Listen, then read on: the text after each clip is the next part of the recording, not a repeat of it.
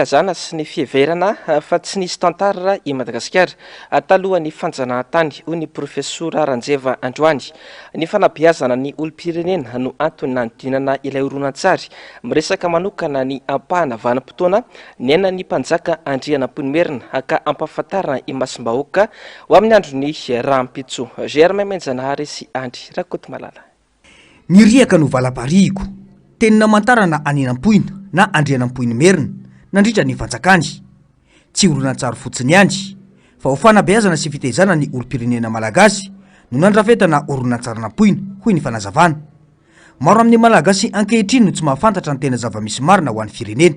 Ny vina filamatra Andrianampoinimerina dia anangana firenena malagasy anankiray ao anatina fanjakana tokana iraisan'ny fanjakana rehetra eto Madagasikara ka mpanjaka handimby azy ho mpanjakan'ny Madagasikara fa tsy mianina fotsiny hoe mpanjakan'ny Merina fa mpanjakan'ny Madagasikara ny zavatra mitadiavina dia Radama no mitendreny.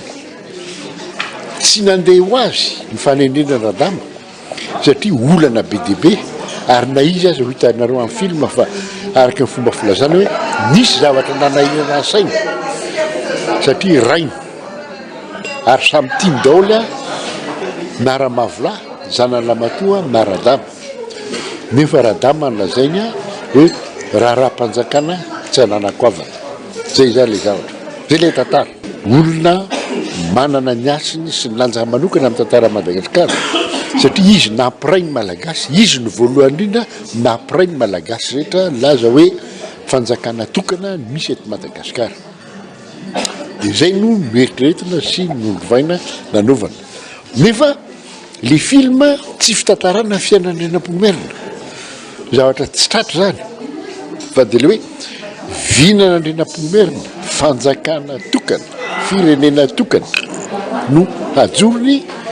Dia zay no napetraka ary io amin'ny fotoana anankiray mazava amin'ny tantara nanendreny ny Radama Androvasy. Ny alohan'ny fanjanahantany dia efa fanjakany Madagasikara ho hiatrany ny fanazavana.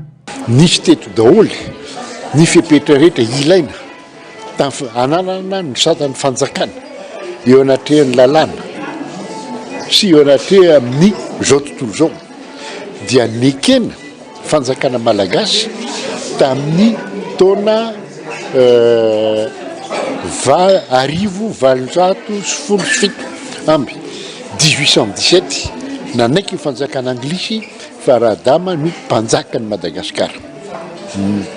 Ny antony dia satria izy hoe i fanjakan'ny Madagasikara no tadiavina dia aniry efa niomana izy hikarakara an'izay fanjakan'ny Madagasikara zay. Enimpolo tapitrisa ariary no nantota anodinana ity horonan-tsary momba ny Nampoina raha ny fanazavana trany Rampitso dia isy fandefasana izany eny amin'ny kanaly Olympia i arivo.